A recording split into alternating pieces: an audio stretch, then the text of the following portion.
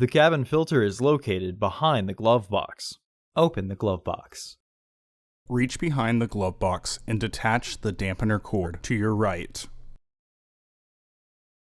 Push in on the sides of the glove box to release the stops and lower the glove box. Unclip and remove the filter housing door. Remove the old filter from the housing and clean out any debris inside.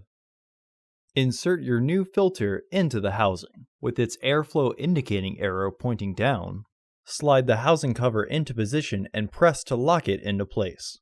The dampener cord sits to the right of the filter housing. Partially close the glove box to re-engage the stops. Reach behind the glove box and reattach the dampener cord. Close the glove box. Order your parts today at filterheads.com. Also, please like our video and subscribe to our channel so you won't miss any new content.